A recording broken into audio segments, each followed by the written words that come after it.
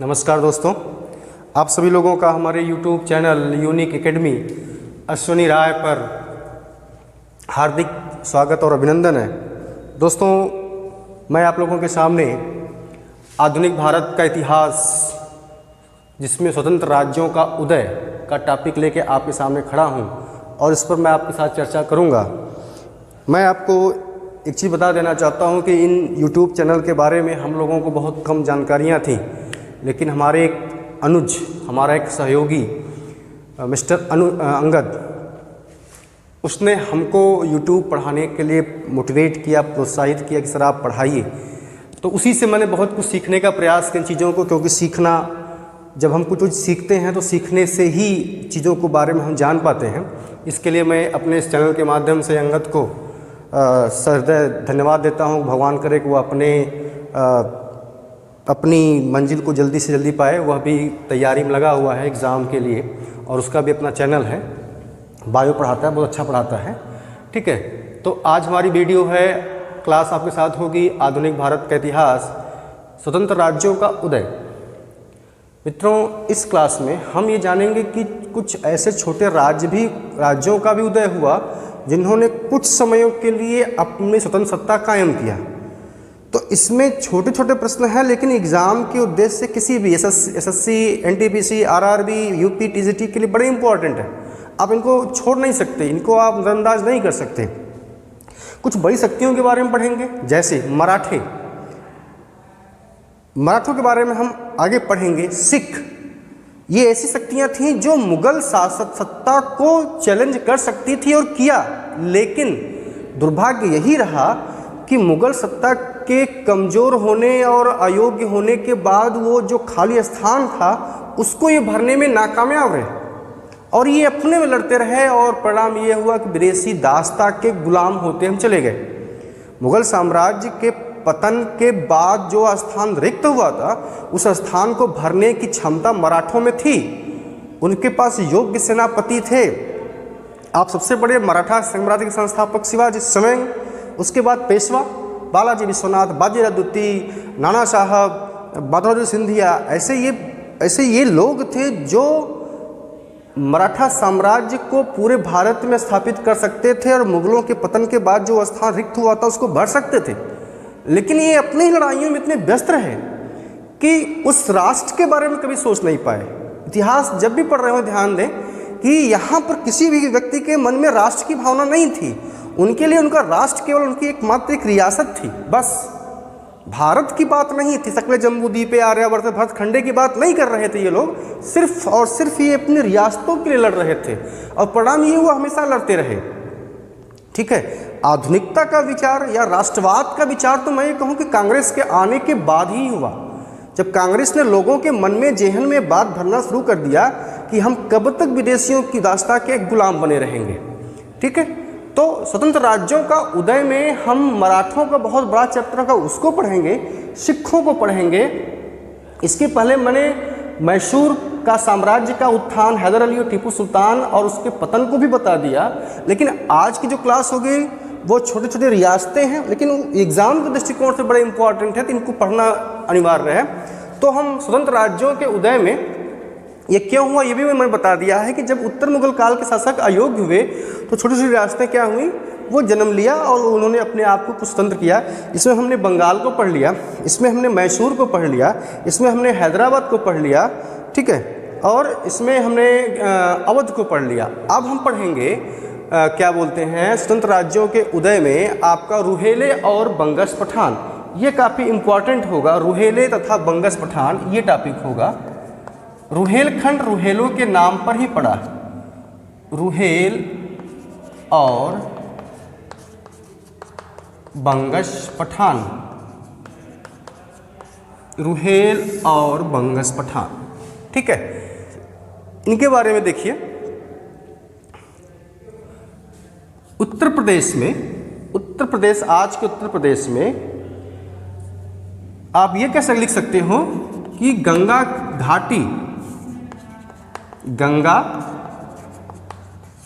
घाटी के कुछ भागों में, गंगा घाटी के गंगा घाटी के कुछ भागों में रुहेले और बंगस पठानों ने स्वतंत्र राज्य की स्थापना किया।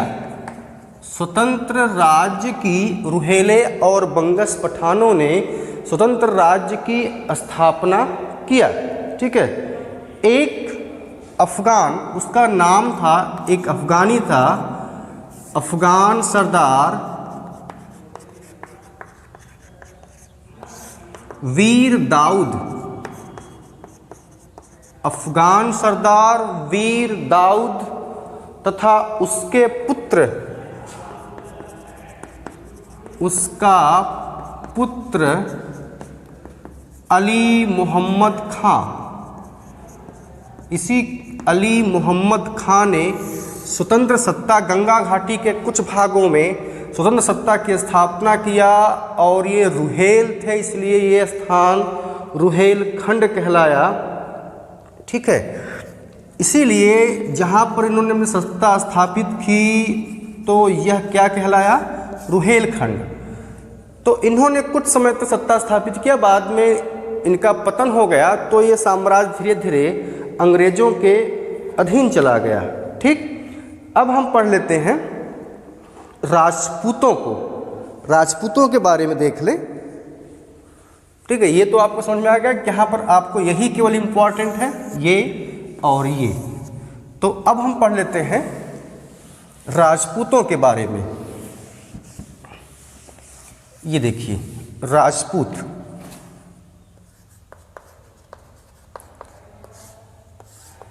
राजपूतों की बात करें दोस्तों तो राजपूतों के साथ मित्रता और सौहार्दपूर्ण संबंध स्थापित करने का पहला श्रेय जो दिया जाता है मुगल बादशाह अकबर को दिया जाता है, जिसने राजपूत राज्यों के साथ मित्रता भी किया, उसके साथ रिश्तेदारी भी किया। जैसे उसकी बेगम ये क्या बोलते हैं, जोधाबाई, हमीदा बानो, सॉरी जोधाबाई, इसके जो आमेर के राजा की पुत्री थी, उसके साथ उसने विवाह भी किया। कई राज्यों के साथ उसने विवाह किया।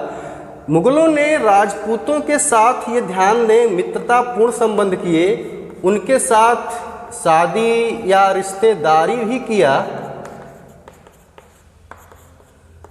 और मुगलों के महत्व को राजपूतों के महत्व को मुगलों ने इस बात को देखा कि जब मैं अकबर को पढ़ाऊंगा तो फिर यहाँ भी बता देता हूँ, अकबर ने जिन राज्यों को पर आक्रमण किया तो वहाँ के राजाओं का स्थानांतरण किया। बल्कि आपको इस तरह से मैं बता दूँ कि अकबर ने जो मनसबदारी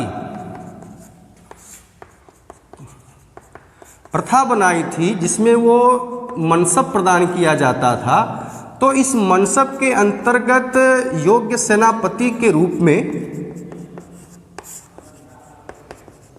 में नियुक्ति होती थी। योग्य सेनापति के रूप में नियुक्ति होती थी और इनका समय समय पर स्थानांतरण होता था। लेकिन राजपूतों के साथ यह बात लागू नहीं थी, क्योंकि राजपूत जो होते हैं अपनी मातृभूमि मदरलैंड को बहुत मोहब्बत करते हैं। इसे अपनी जन्मभूमि को अपनी जान से प्रिय भी मानते हैं। इसलिए अकबर ने इस बात का ध्यान दिया कि राजपूतों की नियुक्ति उन क्षेत्रों में ही किया।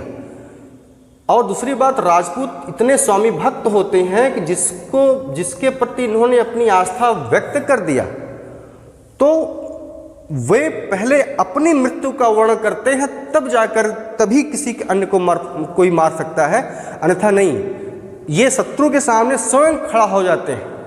तो अकबर ने राजपूतों के साथ उस सुलह कुल के नीति के अंतर्गत राजपूतों के साथ मित्रता और संबंध बनाया। स्वयं में आप देखो, सलीम बोले तो जहांगीर ये स्वयं राजपूत कन्या से उत्पन्न हुआ था। आप खुर्रम की बात करें, खुर्रम माने दोस्तों शाहजहां। इसकी भी बात करें तो यह भी राजपूत कन्या से पैदा हुआ था। ठीक है, तो इन लोगों ने इनके काल तक मुगलों के राजपूतों के साथ संबंध बड़े अच्छे थे, लेकिन जब औरंगजेब गद्दी पर बैठा तो उसके संबंध राजपूतों से मनमुटाव होने लगे और उसकी नीतियां हिंदू धर्म के प्रति कठोरता थी। इसका परिणाम ये हुआ कि राजपूत औरंगजेब से परेशान हो गए थे। और जब 1707 में औरंगजेब की मृत्यु हो गई तो राजपूतों ने मुगल सरकार के खिलाफ विद्रोह किया। और जब औरंगजेब की मृत्यु के बाद अगला शासक जो बना, जो था, इसको मैं पढ़ा चुका मुगल साम्राज्य के पतन में, बहादुर शाह प्रथम। तो बहादुर शाह प्रथम जब गद्दी पर बैठा तो इसने जोधपुर पर 1708 में जोधपुर पर आक्रमण किया। आप लिखते चलेंगे, जोधपुर पर आक्रमण किया 1708 में। बहादुर शाह प्रथम ने जोधपुर पर आक्रमण किया। आगे अजीत सिंह ने दुर्गादास के साथ मिलकर, दुर्गादास राठौर के साथ मिलकर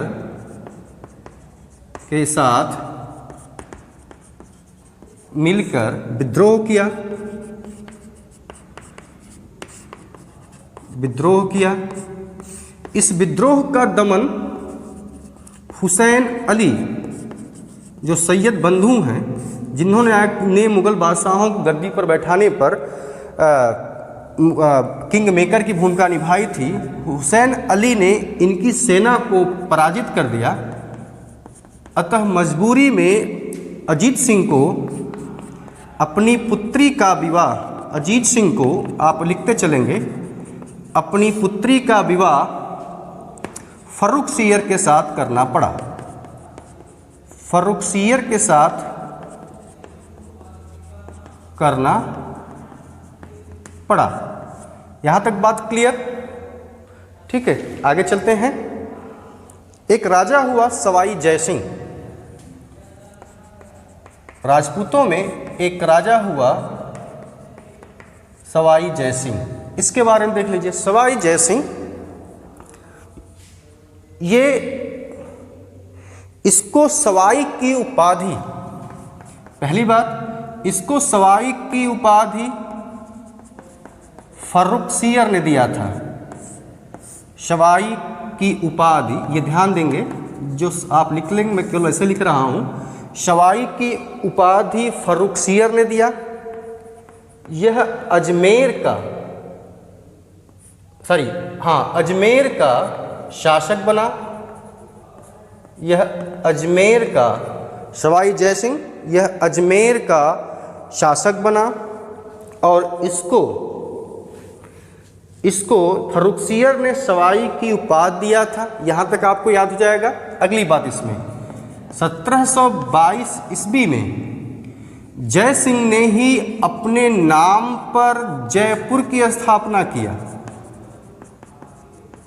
1722 में ही फर्रुखसियर ने अपने नाम के पर जयपुर की स्थापना किया। इसके अलावा इसने दिल्ली,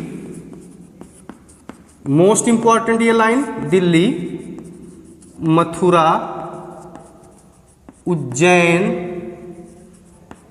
काशी, दिल्ली, मथुरा, उज्जैन, काशी और जयपुर में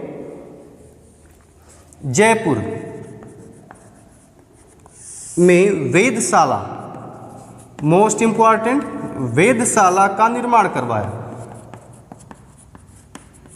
बल्कि आप इस चीज को इस तरह से लिख सकते हो कि जय सिंह खगोल शास्त्र में, आप ऐसे लिख सकते हो कि जय सिंह खगोल शास्त्र में विशेष रुचि लेता था। जय सिंह खगोल शास्त्र में विशेष रुचि लेता था, इसीलिए 5 जगहों पर नाम याद हो, 4 जगहों पर, 1, 2, 3, 4 और 5 जगहों पर दिल्ली, मथुरा, उज्जैन, काशी और जयपुर।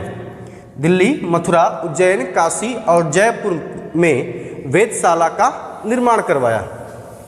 ठीक है। इसके अलावा जय सिंह ने एक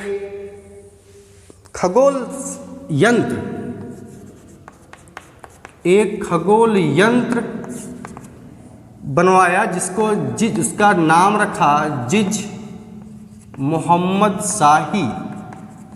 इसका नाम रखा, एक खगोल यंत्र बनवाया जिसका नाम था जिज मोहम्मद शाही। ठीक है। एक सारणी, एक यंत्र के रूप में न करके बल्कि आप इसको लिख सकते हैं, एक सारणी का निर्माण करवाया जिसको कहा गया जिज मोहम्मद शाही। ठीक है। आगे इसने यूक्लिड, मोस्ट इंपॉर्टेंट, ये एग्जाम में पूछा गया प्रश्न है दोस्तों, यूक्लिड की रेखा गणित का संस्कृत में अनुवाद करवाया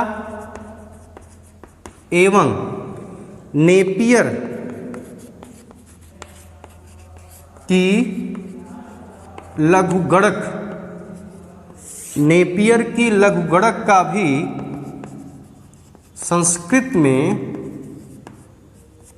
संस्कृत में अनुवाद कराया। नेपियर की लघुगणक का संस्कृत में अनुवाद कराया।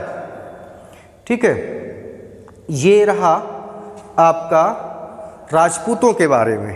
ठीक। अब हम पढ़ेंगे जाटों के बारे में। मैंने कहा ना छोटी छोटी चीज़ें हैं, लेकिन अब ये तो आपको पढ़ना पड़ेगा कि किसने जयपुर की स्थापना की, तो सवाई राजा जय सिंह ने। उपाधि इसको किसने दिया था, फर्रुखसियर ने दिया था। फिर उसने खगोल शास्त्र के लिए को स्थान कहाँ, वेधशाला का निर्माण कहाँ करवाया, दिल्ली, मथुरा, उज्जैन, काशी और जयपुर। तो ये छोटे छोटे प्रश्न हैं जो छोटी परीक्षाओं में आरआरबी की, एक छोटी नहीं, मैं कैसा हूँ कि परीक्षा कोई छोटी नहीं होती, सारी परीक्षाओं के लिए महत्वपूर्ण है, इसलिए इनको छोड़ने की ज़रूरत नहीं है। ये काफ़ी इम्पॉर्टेंट है क्योंकि हम परीक्षक के तौर पर, हम परीक्षार्थी के तौर पर हमारे पास सारे अस्त्र शस्त्र होने चाहिए ताकि वो एग्ज़ाम रूपी जो हमारा दुश्मन है उसको हम भेज सकें। जस्ट लाइक हमारे पास सारे रफाल होने चाहिए ताकि हम अपने शत्रु पर आक्रमण कर सकें और विजय प्राप्त कर सकें। तो हर एक चीज़ पर हमको ध्यान देने की होती है। आप जासूस को देखें, वो हर छोटी छोटी चीज़ों को वॉच करता है कि कौन कहाँ कैसे है, इसलिए हमको किसी भी चीज़ को छोड़ने की आवश्यकता नहीं। अब हम पढ़ेंगे जाट के बारे में। जाट ये रहते कहाँ, तो पश्चिमी यूपी, पश्चिमी उत्तर प्रदेश, हरियाणा के आसपास के क्षेत्रों में, पश्चिमी यूपी और हरियाणा और आसपास के क्षेत्रों में ये रहते थे। इन्होंने जाटों ने औरंगजेब की नीतियों के विरुद्ध विद्रोह किया।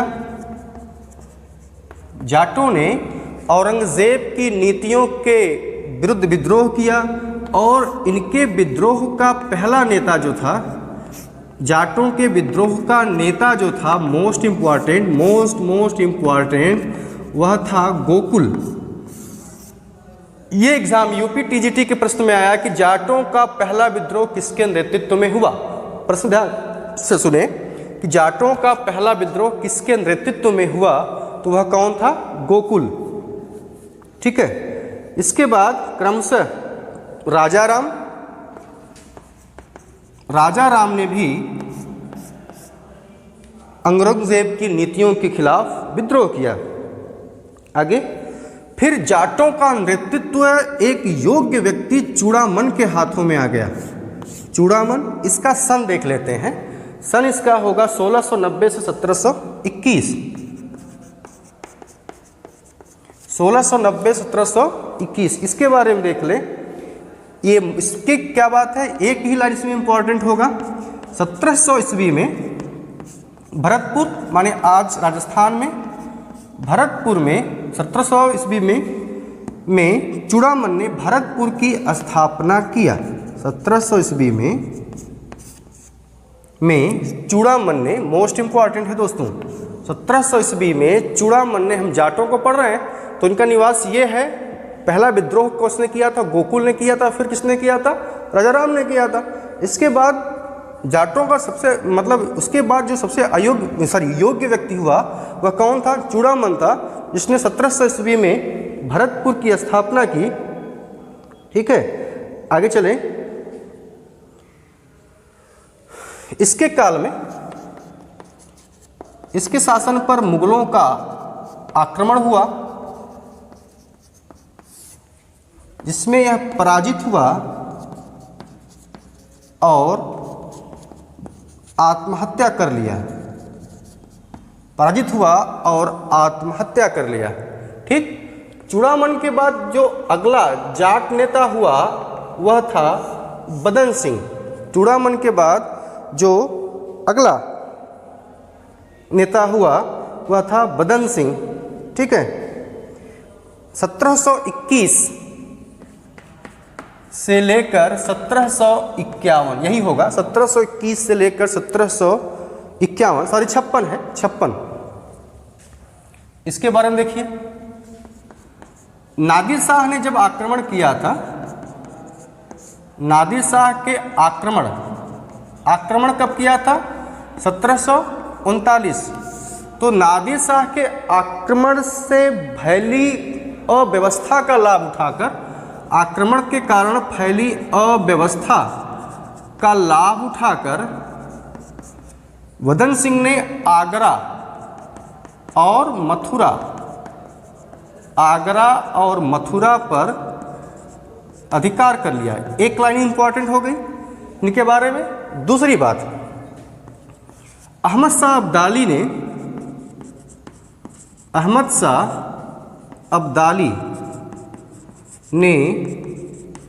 इसे राजा की, अहमद शाह अब्दाली ने इसे राजा की उपाधि दिया। अहमद शाह अब्दाली ने इसे राजा की उपाधि दिया। तो यहाँ तक ठीक है, यहाँ तक आपको समझ में आ गया होगा। अब हम पढ़ेंगे जाटों में ही सूरजमल को। सूरजमल, बात करते हैं दोस्तों सूरजमल की। सूरजमल, इसका अगर कालखंड लिखना हो तो आप लिख सकते हैं, कोई इंपॉर्टेंट नहीं है, बस इतिहास पढ़ना है तो मैं बता देता हूँ। 1756 से, इसको लेकर टेंशनाइज नहीं होने की ज़रूरत है कि सन याद नहीं होगा। यहाँ जहाँ सन इम्पॉर्टेंट होगा हम वही आपको बताएंगे। 1756 से 1763। ठीक, इसमें देखिए, इसकी बड़ी इंपॉर्टेंट लाइन है और ये बहुत पूछा गया है। सूरजमल को जाटों का अफलातून कहा गया। सूरजमल को जाटों का अफलातून कहा गया। ठीक है, आगे एक बात। नंबर 2, पानीपत का तृतीय युद्ध में, पानीपत के तृतीय युद्ध में मराठों का साथ देने का वादा किया था, परंतु मुकर गया।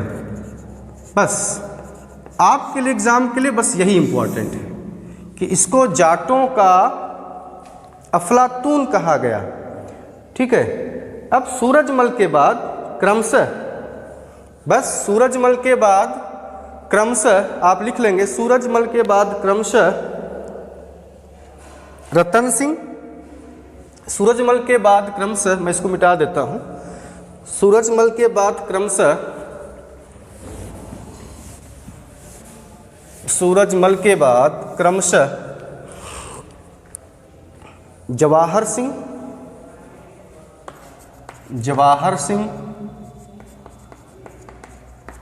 रतन सिंह, कोई इंपॉर्टेंट नहीं है, केसरी सिंह कुछ नहीं, बस केवल आपकी कॉपी में ये लाइन लिखने के लिए था।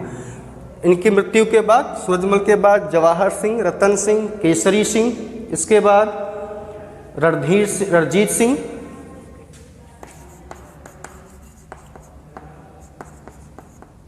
रणधीर सिंह शासक हुए। 1805 ईस्वी में राजपूतों ने अंग्रेजों की अधीनता स्वीकार कर ली।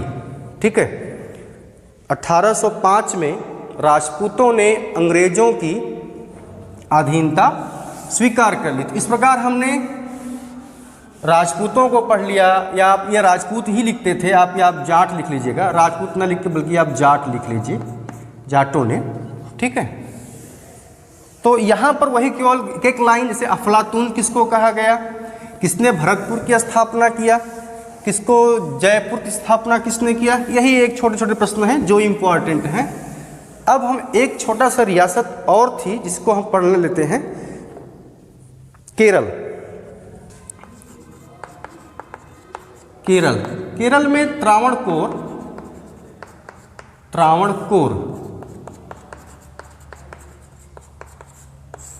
केरल में त्रावणकोर स्थान था।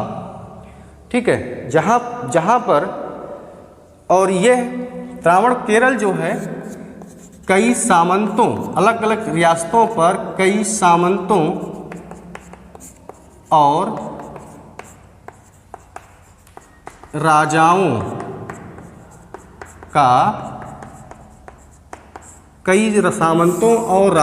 का शासन था। ठीक, आगे देखते हैं। इसमें 4 मुख्य थे। नंबर 1 जमेरीन, आप नाम सुने हैं, पुर्तगाली यात्री यहीं आया था, Vasco D gamma. जमेरीन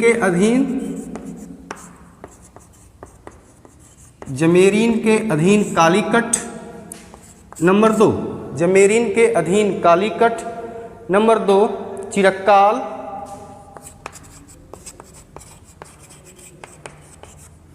number 3 Cochin. और नंबर 4 त्रावणकोर। ठीक, तो ये रहा 4 रियासतों में बटा था।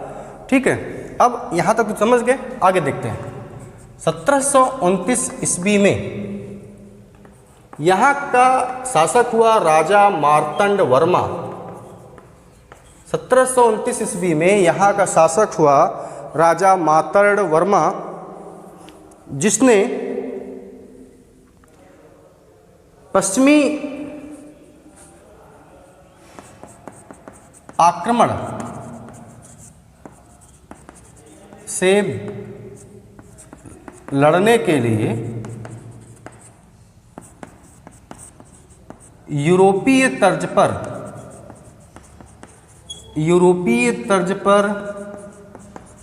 सेना का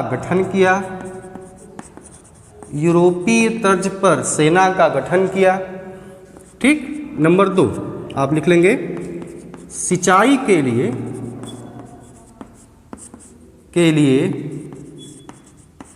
बांध और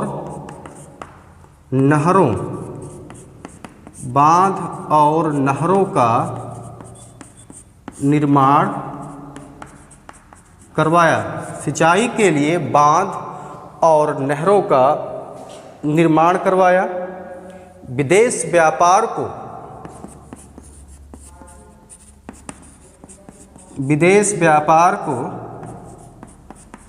प्रोत्साहन दिया। ठीक, तो राजा मार्तंड वर्मा के बाद जो अगला शासक हुआ वह था रवि वर्मा। राजा मार्तंड वर्मा के बाद जो अगला शासक हुआ वह था रवि वर्मा। रवि वर्मा अंग्रेजी, हिंदी, उर्दू, बहुत भाषाओं का जानकार था, एक तरह से कहें विद्वान था। साप्ताहिक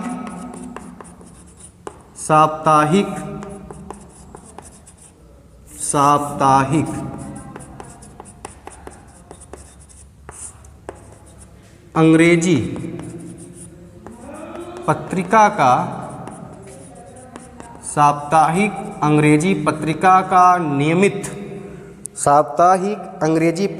का नियमित अध्ययन करता था। इसने अपनी राजधानी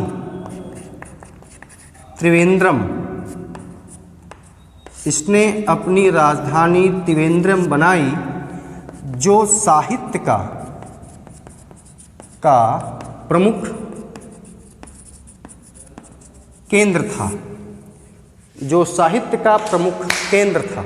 ठीक, तो छोटे छोटे जो रियासतें थीं उसको मैंने आज एक ही वीडियो में सबको एक जगह जोड़ दिया। अब बड़ी रियासतों को पढ़ना है, बड़े घटनाओं को पढ़ना है। जैसे सिखों के बारे में पढ़ना है तो गुरु नानक से लेकर 10 गुरु, फिर रणजीत सिंह, फिर आंग्ल सिख युद्ध, जिसमें हम ये जानेंगे कि कोहिनूर हीरा कहाँ था, कहाँ गया और अब कहाँ है, ये पूरा हम जानेंगे।